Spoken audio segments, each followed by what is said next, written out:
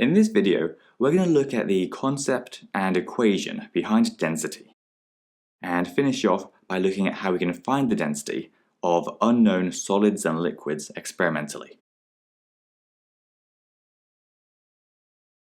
Density is just a measure of how much mass a substance has per unit of its volume. So to find it, all we need to do is divide the substance's mass by its volume. Or to put it into a formula triangle would look like this, because the symbol for density is the Greek letter rho, which looks like a P.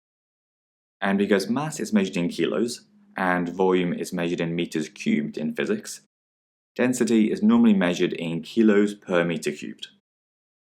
So if we take solid aluminium as an example, which has a density of 2,710 kilos per meter cubed, that means that a single 1 meter cubed block of aluminium would have a mass of 2,710 kilos.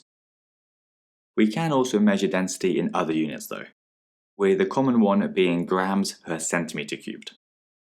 And if you want to convert the two, just remember that 1 gram per centimetre cubed is equivalent to 1,000 kilos per metre cubed. So aluminium has a density of 2.71 grams per centimetre cubed. As an example question, let's calculate the volume of 420 kilos of aluminium. In the exam, they'll tell you that the density is 2,710 kilos per meter cubed. You'll just have to rearrange the equation to work out the answer. If we use the triangle, we can see that to calculate volume, we have to divide the mass by the density.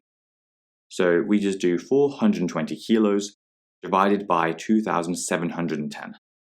Which gives us a volume of 0.155 meters cubed. The next thing we need to look at is how to calculate the density of a solid or a liquid experimentally. Let's start with solids. If we think back to our equation, we can see that in order to find the density, we're first going to have to find the mass and the volume of our object.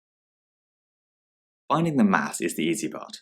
We just place our solid on a balance and measure the mass.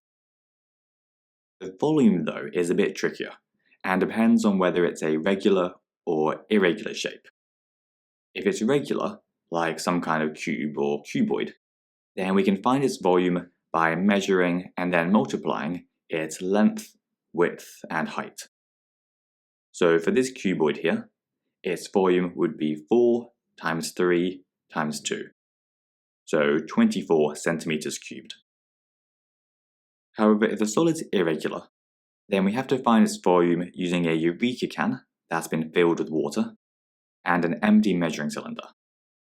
The cool thing about eureka cans is that they have these outlets on the side, which allows water to flow out and be collected by the measuring cylinder. This means that as long as it's filled right up to the outlet, when we add our solid substance to the eureka can, a volume of water exactly equal to that of the solid would flow out of the can and into the measuring cylinder, allowing us to measure the exact volume of the solid. Whichever of these two techniques we used though, we now have both the mass and the volume. So to find the density, all we need to do is plug the values into the equation. Now, to find the density of a liquid is a bit easier.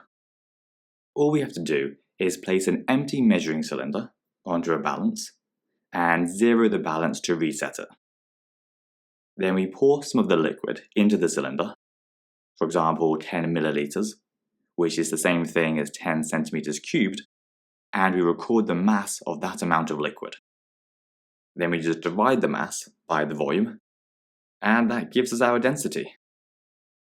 In general, the larger the volume that you measure, the more accurate your density will be, because it minimizes the effects of the uncertainty in taking your measurements. You can also take multiple measurements, so that you can identify any anomalies and also calculate a mean. If you haven't heard yet, you can find all of our videos on our website, cognito.org. You'll also find questions, flashcards, exam-style questions, and past papers.